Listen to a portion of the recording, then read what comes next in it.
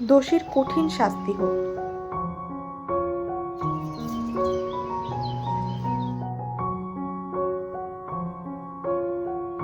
Hello everyone, আমার প্রবাসী জীবনের আরও একটা নতুন ব্লগে আপনাদের সকলকে জানাই অনেক অনেক ওয়েলকাম। কেমন আছেন সবাই? এখন হয়তো আমাদের দেশের কোনো মানুষটাই খুব একটা ভালো নেই, কারণ আমাদের রাজ্যে যে মর্মান্তিক ঘটনাটি ঘটে গেছে, সত্যি শুনেই যেন মনে হচ্ছে পায়ের তলার মাটিটা সরে গেল। মানুষ যে এত প্রচণ্ড নৃশংস হতে পারে, সত্যি ভাবা যায় এরকম একটা মানুষের সাথে হতে পারে, যে মানুষটা কিনা আমাদের প্রাণ বাঁচায়। একটা ডাক্তারের সাথে এরকম হয়েছে, সত্যিই ভাবা যায় না। এই অন্যায়ের সত্যি কোনো ক্ষমা নেই, আর সমস্ত শাস্তি এর কাছে ছোট। তবুও এর একটি দৃষ্টান্তমূলক সাজা হওয়া উচিত, যাতে কেউ এরকম করার কথা আর স্বপ্নেও না ভাবতে পারে। আর এর সুবিচার অবশ্যই যেন মেয়েটির মা বাবা পান। সত্যি বলতে বেশ কিছুদিন এই ঘটনাটা শোনার পর থেকে আমি ব্লগ করব কি কিছুই ভালো লাগছিল না, জানেন। শুধু ইউটিউব, ফেসবুক, যেখান যেখান থেকে আমাদের ইন্ডিয়ার খবর পাওয়া যায়, আমাদের রাজ্যের খবর পাওয়া যায়, সেখান থেকে দেখেই যাচ্ছি যে আজ কোনো সুবিচারের খবর এলো কি না, দোষী ধরা পড়লো কি না। আর এখন এসছি বাগানে একটু জল দিতে। দেখুন কি সুন্দর বাগানে গাছগুলো হয়েছে, পেপরিকা হয়েছে। এদিকে দেখছি লঙ্কা গাছটায় বেশ সুন্দর সুন্দর দুটো লঙ্কাও পেকেছে, বড়ও হয়ে গেছে। ভাবছি এই দুটোকে আজকে তুলে নেব। এই দুটোকে না তুলে নিলে পাকা লঙ্কাটা মনে হচ্ছে কিছুদিন পরে বা পচে যাবে। ঘটনাটা শোনার পর থেকে তো সত্যি বলতে কি রান্না টান্না কোনো কিছুই তেমনভাবে করে উঠতে পারছিলাম না।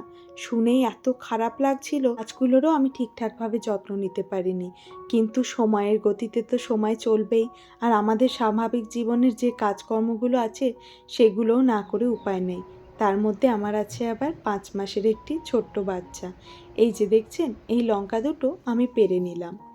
আর বেশ দুপুরবেলায় একটু ঘুমিয়ে টুমিয়েই মেয়েও কিছুতেই আর এখন বাড়িতে থাকতে চায় না। ও একটু ঘুরতে না গেলে খুব বিরক্ত হয়ে যায়। তো ভাবলাম বাড়ির সামনেই যে পার্কটা আছে, সেখান থেকে অন্তত ওকে একটু ঘুরতে নিয়ে যাই। ঘুরতে টুরতে আর তেমন খুব একটা ভালো লাগছে না। ওর বাবাও অফিস চলে গেছে। তো আমি ভাবলাম ও কি করবে, ও বেচারা তো কিছুই বোঝে না। আর এখনও ডেভেলপমেন্টের সময়, এই সময় যদি একটু বাইরে টুকটাক ঘুরতে নিয়ে যাওয়া, একটু পার্কে নিয়ে যাওয়া, মানুষজন দেখাতে পারি, তাহলে ওর জন্য খুব ভালো হবে। সেই জন্য আমি ভাবলাম ওকে একটু ঘুরতে নিয়ে যাই, আর আমারও একটা রিফ্রেশমেন্ট এসে যাবে। কোথাও বেরোতে পারিনি জানেন, কোনো হাসি মজা আনন্দ কিচ্ছু করতে পারিনি ওই ঘটনাটা শোনার পর থেকে। সত্যি দেশে যে এত এত খারাপ মানুষ বাস করে, ভাবলেই কেমন লাগে।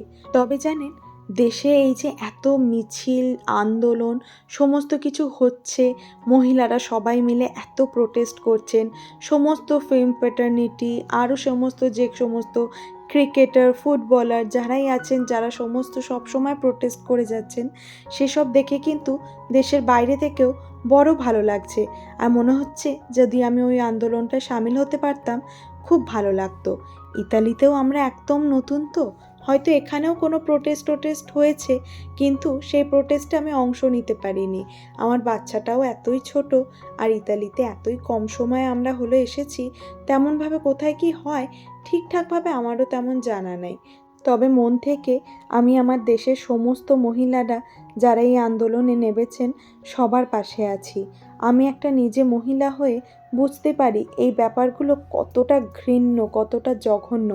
আর এর যদি প্রতিবাদ এখন আমরা ঠিকঠাকভাবে রুখে দাঁড়িয়ে না করি, তাহলে এগুলো চলতেই থাকবে।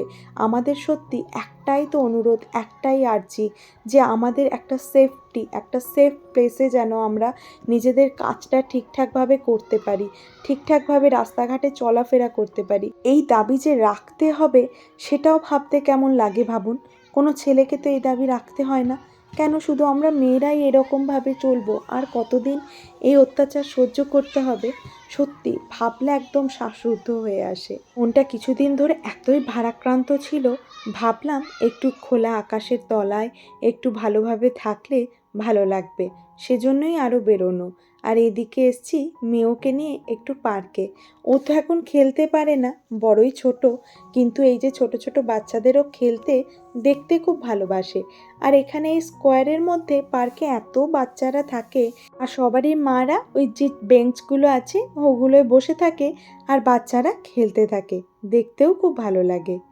আর এই যে এখানে আমার মেয়ে সোনা কিছুতেই আর স্ট্রোলারে থাকবে না, সেই জন্য একটু আমার কাছে বসলো। ওকে নিয়ে একটু বসে আছি, আর কিছুক্ষণ পর বাড়িও ফিরে যাব। সুমন তো নেই এখন, আর এখানেও বেশ সন্ধে সন্ধে পড়ে যাচ্ছে, এখন 8:30 বাজতে না বাজতেই।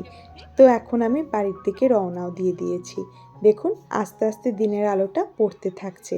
এখানে বাচ্চারা দেখেছি বেশ সুন্দর সাইকেলিংও করে। আর শুধু বাচ্চা বলাটা ঠিক নয়, বাচ্চার সাথে অনেক বয়স্ক, তারপরে ধরুন আমাদের মতো যারা আছে, সবাই সাইকেলিংটা কিন্তু এখানে বেশ পছন্দ করে। সমস্ত বয়সের মানুষই এখানে সাইকেলিংটা কিন্তু করেই। এবার আস্তে আস্তে মনে হচ্ছে সন্ধে হয়ে যাচ্ছে, চলুন এবার বাড়ির দিকে রওনা দিই। মেয়েরও খিদে পেয়েছে, ওকেও একটু খাইয়ে নেব। বাড়ি ফিরে মেয়বাবু খাওয়া দাওয়া করে একটু ঘুমও দিয়ে নিয়েছেন। তো ওকে এখন ড্রেস চেঞ্জ করিয়ে একটু ওকে খেলনাগুলো দিয়েছি খেলার জন্য। দেখুন কেমন করছে, সমস্ত কিছু এখন ওর মুখে। একটু একটু দাঁতটা হবে মনে হয় এবার। সমস্ত দুঃখ কষ্টের মাঝে আমার কাছে এই আমার একমাত্র খুশি, আনন্দ আর হাসির উৎস হয়ে দাঁড়িয়েছে এখন। দেখুন কেমন ক্যামেরার দিকে তাকিয়ে আছে। এটা মেয়র তিমি মাছ, এটা মেয়র তিমি মাছ, তিমি মাছ।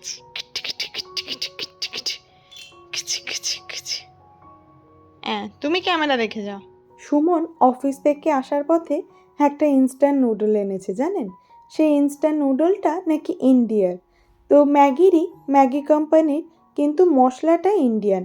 কারণ ম্যাগি তো সব জায়গার এক হয় না, এখানের ম্যাগির প্যাকেটে এখানকার মশলা, কিন্তু এখানে দেখছি একটা কারি ফ্লেভারের আছে। তো সেটা এনেছে বলে বলল বানাতে। তো আমি তো নুডলসটা ওকে বানিয়ে দিয়েছি, তো ও বললো ওপর থেকে নাকি পোচ দিয়ে খাবে, তো সেই জন্য ও পোচটা বানিয়ে নিচ্ছে। আমি আবার এরকম পোচ টোচ খুব একটা বানাতে পারি না, সেজন্য ও ভালো বানাতে পারবে বলে ওকেই বানাতে বললাম। আর এই যে এই দেখুন, দেখছেন ইন্ডিয়ান স্টাইল কারি ফ্লেভার এই নুডলসটা এনেছে। খেয়ে দেখা যাক কেমন হয়। তো ভিডিওটা আজকে আমি এখানেই শেষ করছি। আমার প্রবাসী জীবনের আরও ব্লগ দেখতে হলে আমার চ্যানেলটাকে সাবস্ক্রাইব করে দিন, ভিডিওটা ভালো লাগলে লাইক করে দিন। দেখা হচ্ছে পরবর্তী ব্লগে। টাটা।